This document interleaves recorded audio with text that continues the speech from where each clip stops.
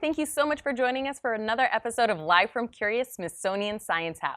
We have a really awesome show today. We're going to explore how to discover a new mammal species with zoologist from the Smithsonian's National Museum of Natural History, Dr. Chris Helgen. Chris, thank you so much for being here with us. Absolutely, Maggie. So we're really excited to learn about how you discover new mammal species and what that really means for animal biodiversity and even environmental change, which are pretty big questions. But I think we should start at square one. Can you tell us what a mammal is and what you do as a mammologist who studies them here at the museum? Yeah, so as a mammologist, I'm a scientist who studies mammals. Those are the animals that have, so familiar to us. They have hair, they feed milk to their young, and that includes things that are so familiar like dogs and cats, our pets, our farm animals. But in my case, I study wild mammals of all kinds all over the world, from the smallest bats and mice all the way up to things like elephants and whales. In museums, we tend to use the word biodiversity. Can you just tell us what biodiversity means and how you study it? Yeah, biodiversity is just simply the richness of life on our planet, all of the life that makes up our world. And in the Natural History Museum, we often explore really basic questions like, how many species of mammals are there? Where are they distributed? Where do they live? Which ones are rare and common? Those kinds of really basic questions. But they seem simple, but they're pretty tricky to figure out. And the collections we have at a museum like this behind the scenes are the best tool we have for figuring out those answers. Now, Chris, you are pretty much science's rock star for discovering mammals here at the Smithsonian. I don't know if you appreciate me putting it that way, but you've discovered over 100 new mammal species. How do you do that? Well, what I've got to do is just keep my ear out for any kind of information, like a mammal detective that's going to lead me down a path towards a species that scientists aren't aware of. And there's a number of ways that I do that. Well, let's not give it all away now. Let's ask our viewers where they think they'd start. Yeah, let's ask. Viewers, here's an opportunity to participate in a live poll with us. Tell us what you think. Zoologists find new species by searching in the wild, talking to other zoologists, examining old specimens, or collecting new specimens. Take a moment to think about it and put your answer in the window that appears to the right of your video. This is the same place that you can post questions for our expert, Dr. Chris Helgen, to answer on air today.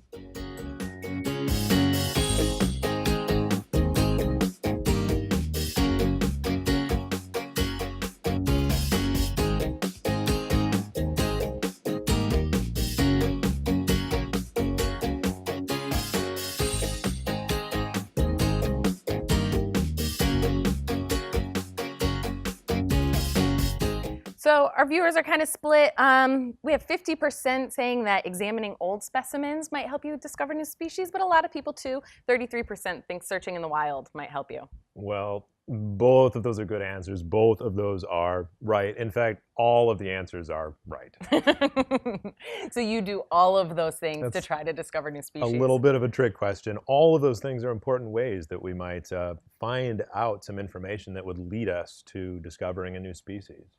One of those items on the list was going out into the wild. I mean, what is it like to go out into the field to launch an expedition looking for a new mammal? Absolutely. It's one of the most amazing things that we can do from a museum is launch an expedition out into the wild, into a place that may be very little explored by scientists, and see what we can find. It might be anywhere from 2 weeks to several months, setting up camps and working with local people and setting up scientific stations and labs to try to document, paint a full picture as possible of what's living out in these areas. And oftentimes working as teams, working on plants and insects and birds and mammals, trying to figure out everything that lives in a place. How do you know where in the world to start? Where do you go to figure out where to put your flag down? There I take clues from museums too. So I look across all the world's natural history museums that have these wonderful collections made by expeditions in the past. And that tells me where scientists have gone and explored before. And I can see, where these species have been discovered all over the planet before. And we can also then use that to find the blank spots, the white spots on the map where maybe no scientist has gone to see what's there, and it shouldn't surprise us that maybe that's the place to go to find something new. So here on this map, we see some areas in red. Is that where higher concentrations of species live? Exactly. So you see the tropics there. The tropics surround the equator. That is where life is at its richest. In the tropical rainforest, the most rich environment for animals and plants on our planet. So you see some of that red. It shows there's lots of biodiversity, lots of life in those areas, lots of species. But as you move along to the right, you can see that in places going out into the Pacific, like New Guinea in particular, it's getting blue and green. That probably doesn't mean that there's not so many species there. It probably is a clue that that's places less explored than some other areas. So do you use another tool in helping you decide where to go? Because there were a lot of blue and green areas there on the map. Do you use the museum's collection, for example, here at the Smithsonian? Right, absolutely. So we're also kind of interested not just in the white spots on the map, but in more of the blind spots in the animal family tree. And for mammals, what I'm often looking for is those groups that are less well studied than others. So there are some groups of animals, think about like elephants or great apes, or many different scientists might be studying them. But there are others like rodents or bats where there are so many kinds of species and so many specimens in a museum collection like this, but very few people studying them. Interesting. So you're actually looking at the collections and putting together the information that you have based on museums to see where those blind spots are really. Right, exactly. And here we see what? Here we can see all the mammals in the world today living on our planet, broken down by number of species. So the blue piece of that pie chart you can see is the biggest. That's the rodents. Almost half of all mammals are rodents. And then red is bats and so on. And here are those groups highlighted on a family tree. So these are not the only groups of animals I study, but just think about it. If these groups like rodents and bats have so many species and so few experts studying them, that's a pretty good place to focus as a scientist on finding something new. Can you actually discover something just by looking in the museum collection and never going out into the wild? You can, and we do it all the time in a museum like this one. Here is an example right here. So I have brought a skull of a flying fox, which is a very large bat.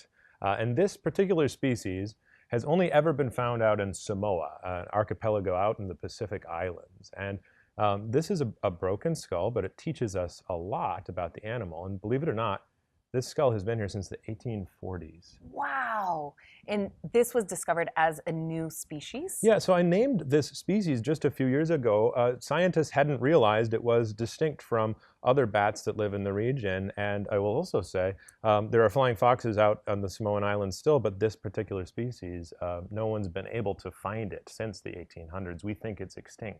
Wow, so you've made this discovery, but you've never actually been able to see a living species. Right, and it shows how important the collections are, that this is our only way that we would know that this animal even existed, that somebody went out on an expedition, collected it 150 years longer ago, and it's been here, looked after in the museum ever since. So we're talking a lot about discovering new species. Can you tell us what a species is? Yeah, most scientists will define species by essentially how different they are from any other organism, and often that's measured in terms of whether they can reproduce, and ultimately the length of time two species haven't been reproducing, haven't been able to do that. That increases the genetic distinction between them over time. They become ever more different gene pools. So can you tell the difference of two species just by looking at them?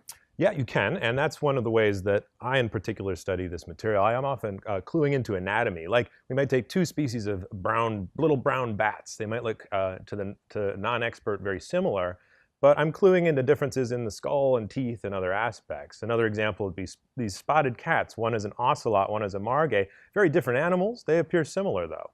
And a final example I've got there is warthogs. There's two very different species of warthogs in Africa.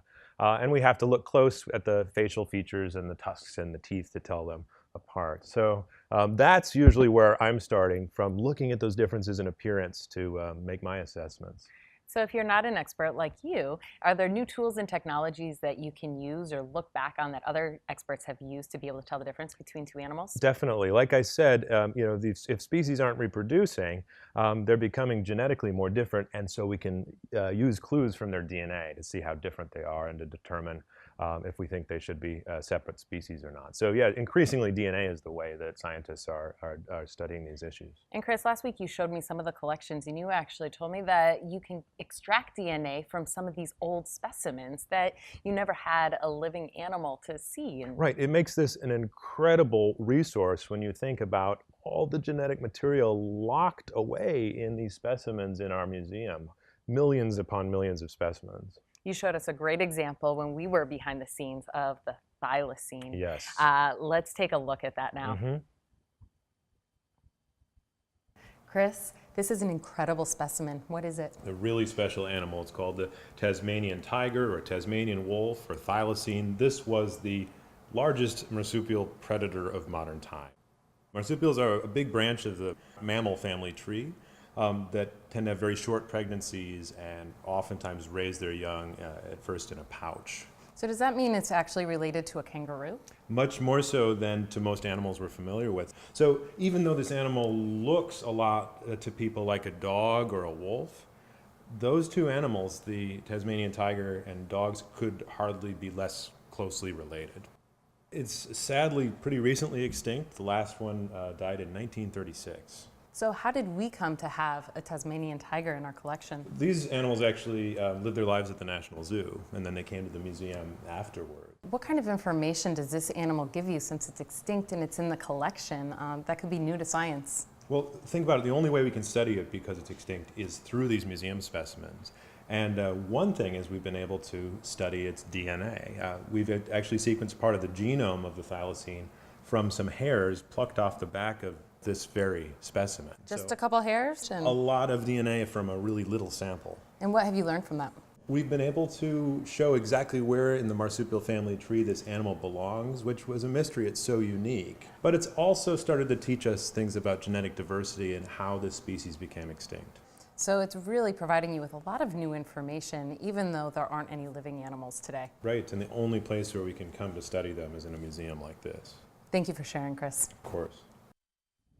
Chris, here's the thylacine. It was a really beautiful specimen, I'm sure, when it was alive, as we see here. And it was animal. Really interesting to learn a little bit about how you're getting new information from it. But what did happen to the thylacine, or the Tasmanian tiger? It was a tragic story. When Europeans first came to Australia, that animal was found only on the island of Tasmania, south of the mainland of Australia. And they imported sheep, and sheep farming was an important industry, and sometimes the thylacines would hunt and eat the sheep, and so they were persecuted. They were heavily hunted for generations, and ultimately that led to the population almost disappearing. Some of the last thylacines seem to have been affected by a disease possibly as well. So maybe a 1-2 punch of heavy hunting and a disease. By the 1930s, they were gone. Well, it's really a very sad story, but it really shows the importance of your work in the museum collections and out in the field to basically understand biodiversity now and even extinction stories. That's right. These are invaluable time capsules, absolutely, each one of these specimens. So what kind of questions, what kind of key questions are you asking when you're looking for new species? Well, I'm interested in these fundamentals of biodiversity again. How many species are there? Where do they live? What do they do for a living? Which ones are common and rare? But also I'm interested in using collections to document the way that the world is changing, that environments are changing through time. Great. We have a lot of student questions coming in. Let's get to some of those. Okay, great. This one comes from the Eagle's Eye Academy. What are the steps you take when you find a new species? Oh, that's a great question, you guys. Revealing a secret recipe. Well, absolutely. There's a real process. When we think we have something new, it's a careful combination of oftentimes anatomical and genetic studies like we've talked about to really demonstrate that. But then we can also, as a scientist, choose a name that we want to call it. For example, this flying fox is named Pteropus coxi. So there are various ways to choose that name, but it falls to the scientist. So that's part of the process. It's a lot of fun. This question comes from the students watching in our Curious Lab here at the Smithsonian. How long do expeditions normally last? It can be really variable. It depends on the mission of the expedition. It might be looking for a particular species, or it might also be painting a detailed picture of all the life in a particular region. What you usually do is go from 1 or 2 weeks up to several months and focus on studying a particular place. So I want to talk about some of those places that you have been. I know New Guinea is one location that you go to. Can you tell us where New Guinea is and why that's one of your favorite places to discover new species? Is top of the list for me, and that is a lot of reasons. It's historically not so well studied by scientists. It was part of that blue part on the map. So it's a good place, good target for discovery. Also, it's an island. You can see it there. It's the world's largest tropical island, and it's situated just north of Australia. It hasn't always been an island, though. You can see in the past, in the recent, not so distant past, something like 15 or 10,000 years ago in the last glacial cycle, the world gets a little colder, there's more water in the ice caps, sea levels go down, and you can move between Australia and New Guinea. And that's happened many times over time. So New Guinea is its own island, but it's had these repeated connections to Australia. So it's nice to have a little bit of background on New Guinea. I think we should ask our viewers why the biodiversity there is high. What do you think? Yeah, let's ask. Let's see what people think. Our viewers, use some of the clues that Chris has just given to think about our next poll question. New Guinea has high biodiversity because it has tropical climate, no people, low predation, geographic isolation, or lots of shoreline. Take a moment to think about it and put your answers in the window that appears to the right of your video.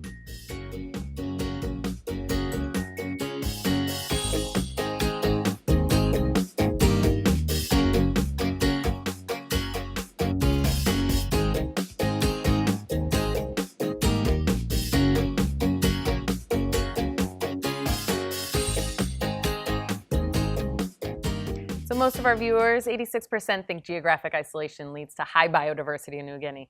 How'd they do? Right on. I mean, that's the best answer there. New Guinea's isolation is key. It's an island, yet it's had this repeated connection and isolation. Also, within the island of New Guinea, there is a lot of isolation by different kinds of mountain ranges and major river valleys. So you see that New Guinea topography. There you see it on the ground. Where the red went through the middle? Absolutely. It's a very complex landscape. And one of the answers that people were smart not to pick was no people. That wasn't right at all. There have been people in New Guinea for a very long time, 50,000 years. And that's been that geographic topography, that complexity has shaped a great diversity of languages and cultures as well as different species. So what kind of species have you discovered in New Guinea? Well, a range of things. One of my favorite, though, is an animal called the Bosavi giant woolly rat. How giant are we talking? This is a pretty big animal. It's about 3 feet long. Half of that is tail. You can see it right here. This is its face. Oh, it's pretty cute. Yeah. I call this a handsome rat. This is a good-looking rat right there.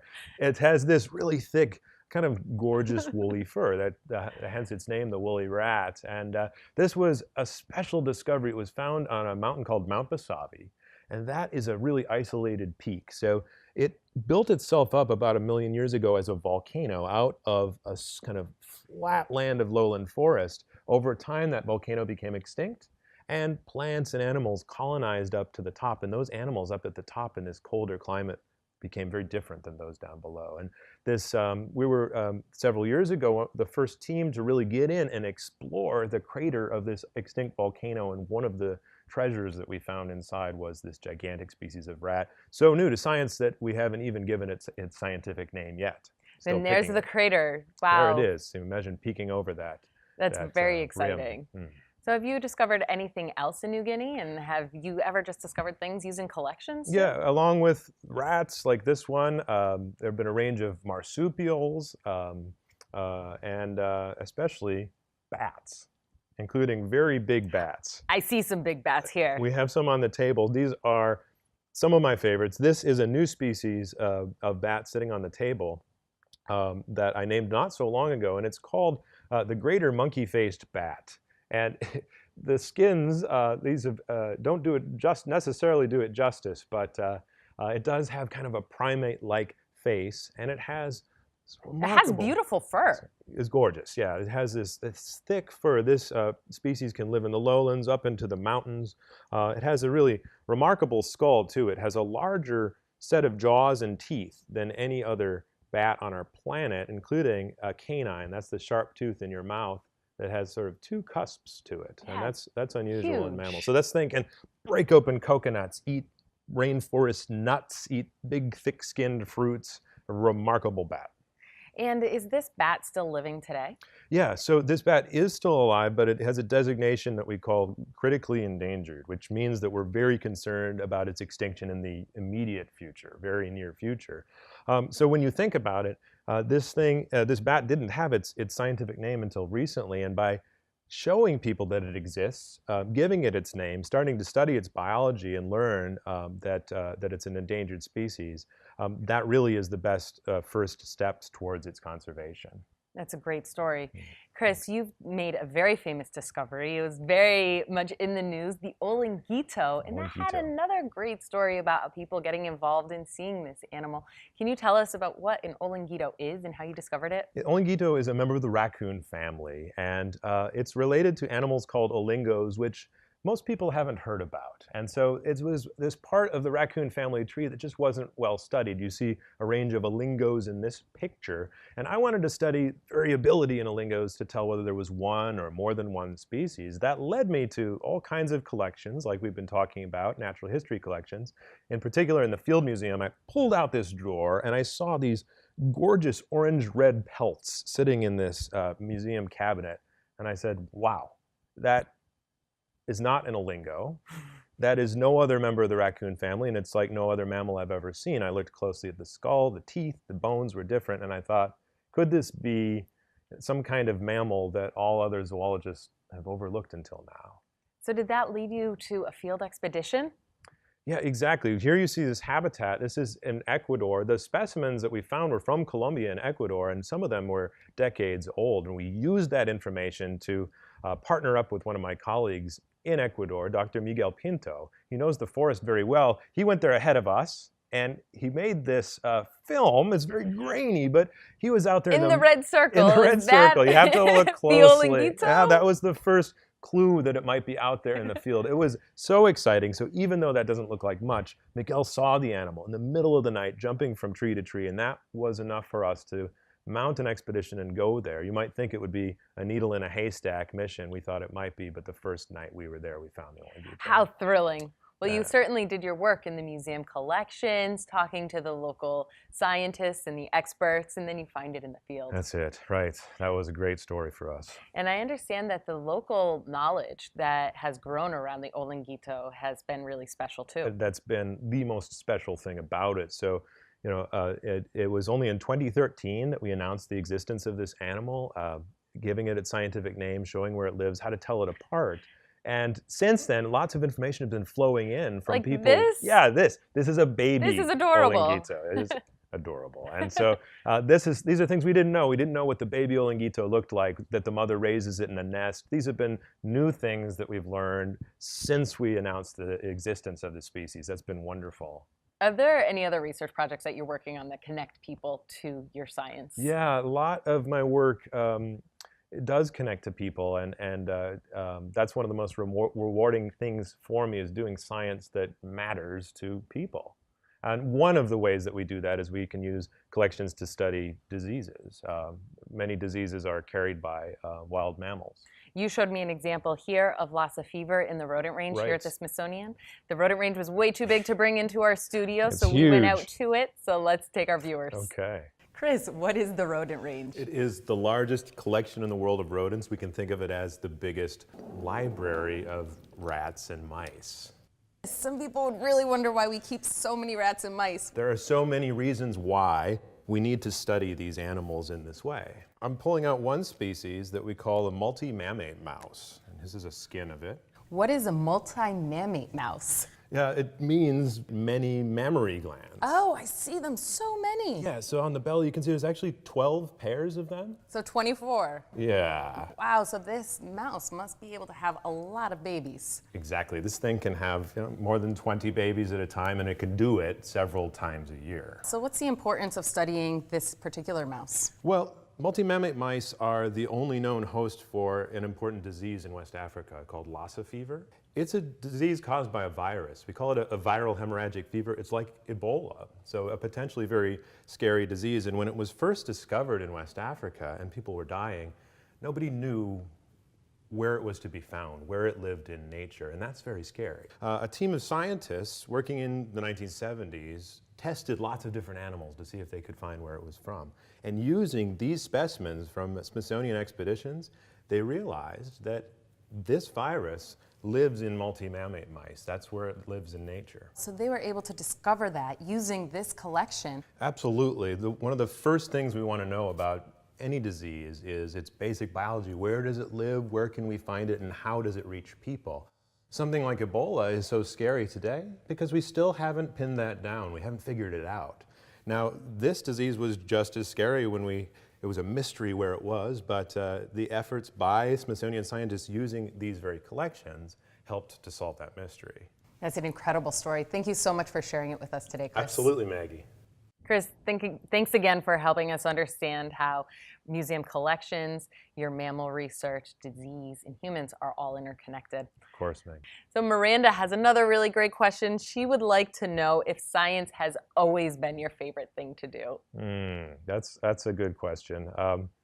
It has always been a deep interest of mine. In particular, I grew up absolutely fascinated with animals. This is a picture of me. I'm 3 years old.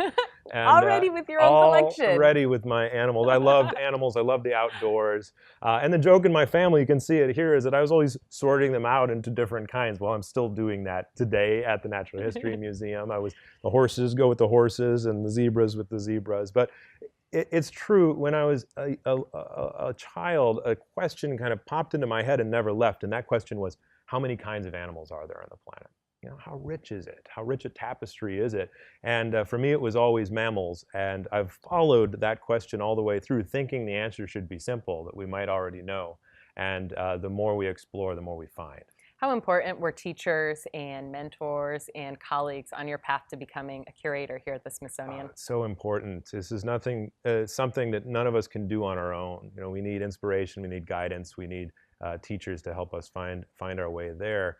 A big thing for me was, as a child, starting to realize that you could be a scientist, that you could be a zoologist, that this was a job that you could do, and that grabbed a hold of my fascination, and I wanted to do it from a very early age. But I wouldn't have gotten here without a lot of support from mentors and teachers along the way. Chris, thank you so much for being here. We're unfortunately all out of time, but it was so wonderful to hear a little bit about your work, to learn about some of the new discoveries you made and how important that is for understanding mammal biodiversity and environmental change in the past and even in the future. Can you tell our viewers where they can learn a little bit more about your work? Of course, Maggie. A good place to go would be to the International Red List of Endangered Species. That's a place where there's a lot of information about all mammals on our planet, whether it's the greater monkey-faced bat, the Olingito, or anything else. Very cool. Thank you so much again, Chris. And remember, you have a standing invitation for when those new species are announced. I'll be back, Maggie. Thank you very much. Thank you all for joining us for another episode of Smithsonian Science How. If you missed part of this broadcast or want to see it again, it'll be archived later this evening at curious.si.edu. Again, thank you so much for tuning in, and we'll see you next time on Smithsonian Science How.